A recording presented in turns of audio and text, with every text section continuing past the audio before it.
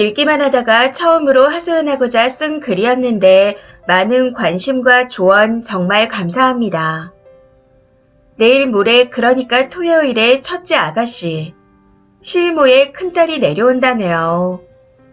그래서 그날 남편과 저도 만나기로 했습니다.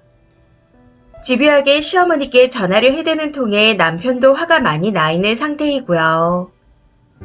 우선 착한 며느리병에 대해서는 저도 이게 병인가 싶을 정도로 공감했습니다. 그런데 받은 만큼 돌려드리는 게 맞잖아요. 저희 남편이 수해로 친정아버지의 농장과 집이 무너졌을 때 대출까지 받아 집을 다시 지어줬습니다. 정부에서 보상이 나왔었지만 집을 짓는 데는 턱없이 모자랐거든요. 그것 외에도 자잘하게 정말 잘했습니다. 남편 취미가 산을 타는 건데 영지버섯 같은 걸 따오면 친정도 잊지 않고 가져다 주곤 했었고요. 이렇듯 남편이 친정에 잘하니 저도 저절로 잘하게 된 것 같습니다. 그런데 본문에도 나와 있듯이 시이모는 정말 선을 넘으시더군요.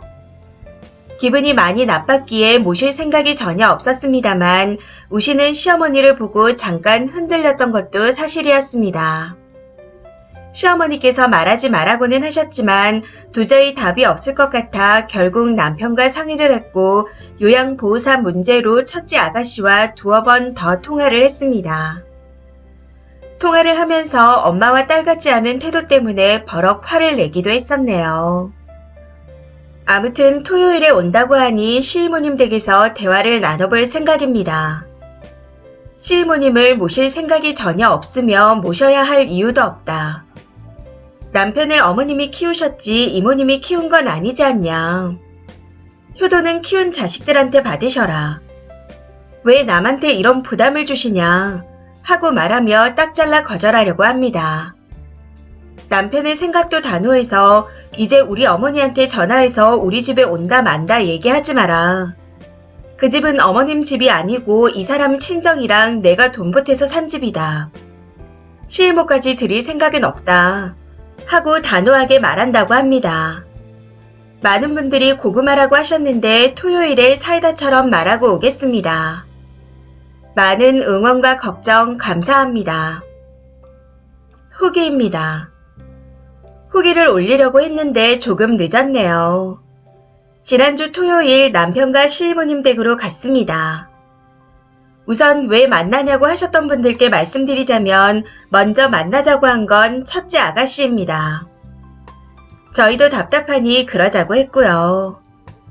아무튼 시이모님 댁에 들어서자마자 고함 소리가 나고 난리도 아니더라고요. 첫째 아가씨는 자식들 싫다고 버리고 갈 땐 언제고 이제 와서 모셔라 마라 하냐. 웃기지도 않는다.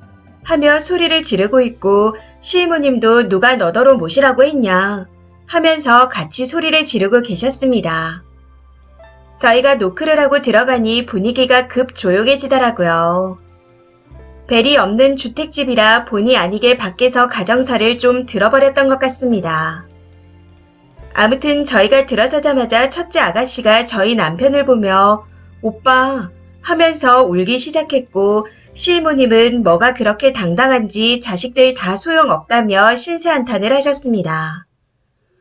그걸 보고 저희 남편이 바로 말을 시작하더라고요. 이모 신세한탄 들어주러 온 거 아니다. 다시는 우리 엄마한테 전화해서 우리 집에 오니 마니 이런 말 하지 말라는 얘기를 하러 온 거다. 하고요. 그랬더니 우리 언니 집인데 내가 간다는 소리도 못하냐 하면서 또 되지도 않는 말을 하는 겁니다. 그 말에 남편이 그 집은 나랑 애 엄마 집이고 아직 우리 엄마도 애 엄마가 아침부터 저녁까지 수발을 들어주고 있다. 그런데 이모가 오면 이모 수발까지 들라는 말이냐 하고 말했더니 밥상에 숟가락 하나 더 얹는 건데 수발 들 게 뭐 있냐 하시더라고요. 정말 기가 차고 어이가 없었습니다. 그래서인지 남편도 지지 않고 머리는 한동안 못 가면서 떡져 있고 집에서는 신대가 진동하는데 애 엄마는 이런 거 못 보고 있는다 하고 말하더군요. 그랬더니 이번에는 허리가 아파 구부릴 수도 없고 청소할 수도 없다 하며 앓는 소리를 하는 겁니다. 이쯤 되니 너무 짜증나서 제가 첫째 아가씨한테 얘기했습니다. 왜 가만히 계시냐고요. 그러면서 저희 왜 보자고 하셨어요? 하고 물었더니 저희 엄마 때문에 스트레스 받으셨다고 하길래 식사 한 끼 대접하고 싶었다. 저희 엄마는 저희가 알아서 할 테니 걱정하지 마시라는 얘기도 해드리고 싶었다. 하고 말하는 겁니다. 그 말에 그런데 왜 가만히 계시냐? 이를 해결할 생각은 있는 거냐? 하고 한 번 더 물었습니다. 그런데 그때부터 꿀먹은 벙어리처럼 앉아만 있더군요. 그래서 시어머님께 말씀드렸습니다. 저희 어머니는 제 남편을 낳아주고 길러주신 분이라 아프실 때 당연히 효도해야 한다 생각하기에 모시는 거지만 이모님은 다르다. 이모님을 모실 마음도 없고 제 집에 오시는 것도 싫다.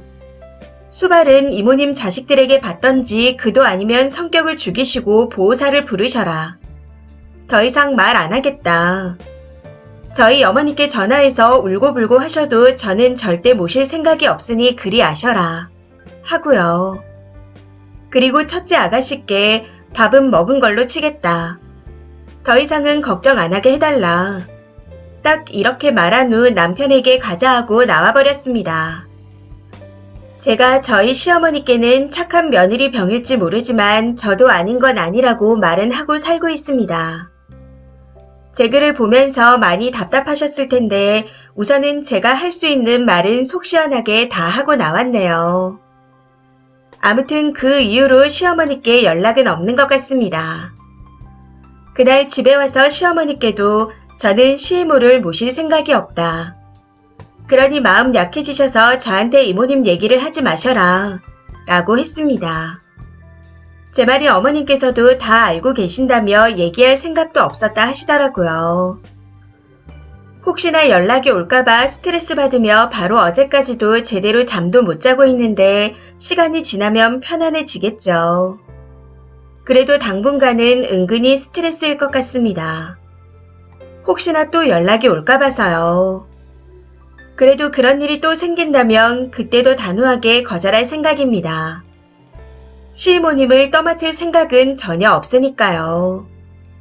마지막으로 긴 글 읽어주신 분들께 정말 감사드립니다. 소중한 조언과 댓글들을 읽으면서 마음이 조금 더 단단해진 것 같아요. 모든 분들께 감사드립니다. 댓글입니다. 첫 번째. 남편이 친정에 잘하면 쓴이도 시어머니께 잘하는 건 당연한 거지만 반찬까지 만들어서 시이모까지 뵈러 가니 이런 사달이 나는 게 아닐까요? 뭐든지 적당히 해야 한다고 생각합니다. 다행히 거절은 잘하신 것 같으니 앞으로 반찬 챙기는 그런 짓도 하지 마세요. 두 번째. 보아하니 그 첫째 아가씨라는 사람도 엄마를 모실 생각이 전혀 없었나 보네요. 엄마가 계속 헛소리를 하고 있는데 말릴 생각 없이 꿀먹은 벙어리 마냥 보고 있는 것도 웃기고. 아무튼 이번에는 단호하게 잘 거절하고 오셔서 다행입니다. 앞으로도 계속 똑같이 하세요. 세 번째. 잘하셨네요. 아마 지금쯤 시이모는 자기를 버린 나쁜 년이라고 욕하고 있을 겁니다. 그러니 앞으로는 찾아뵙는 것도 하지 마세요. 시어머니가 같이 가자고 하셔도 운동 삼아 다녀오라고 하시고 쓴이는 절대 가지 마시고요. 틈이 보이면 또 헛소리를 할지도 모르니 계속 단호하게 나가셔야 합니다. 네 번째. 그 첫째 아가씨라는 여자도 참 웃기네요. 엄마를 본인이 모시든 요양사를 부르든 일을 본인이 해결하려 해야지 무슨 식사 타령인지. 하는 꼴을 보아하니 말로는 걱정하지 말라고 하지만 은근히 바라고 있었던 것 같기도 합니다. 앞으로는 그 시이모 집에 절대로 가지 마세요. 괜히 들락거리다간 또 헛소리를 듣게 될 겁니다. 다섯 번째. 그 시이모라는 사람 마지막까지 뻔뻔하네요. 언니 집에 간다는 말도 못하냐니. 어디 잠시 놀러 가는 건 줄 아나? 거기다 숟가락 하나요? 진짜 웃기지도 않습니다. 하긴 그러니 본인을 모셔라 마라 하는 말까지 했겠죠. 사실 첫째 아가씨와 시이모 둘이서 해결하라 하고 쓴이네가 빠지는 게 제일 좋은 그림이었겠지만 그렇게라도 해서 단호하게 거절하셨다 하니 그나마 다행입니다. 6번째. 내 자리와 내가 받는 대우는 내가 찾아 먹는 거죠. 앞으로는 시이모님 댁에 들락거리지 마시고 정신 똑바로 차리세요. 시어머니가 우신다고 또 반찬 해다가 바치지 마시고요. 그 정성을 당신을 길러주신 부모님과 당신 자식들한테 쏟으세요.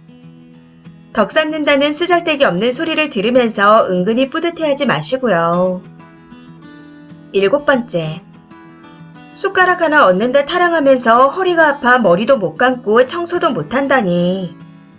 그게 깨끗한 집에 자기를 모셔다 놓고 머리도 감겨주며 수발들라는 말 아닌가? 시이모라는 사람 참 끝까지 뻔뻔하네요. 그 딸도 마찬가지고. 이래서 모전여전이라 하는가 봅니다. 이 사연은 여기까지입니다. 시청해주셔서 감사합니다.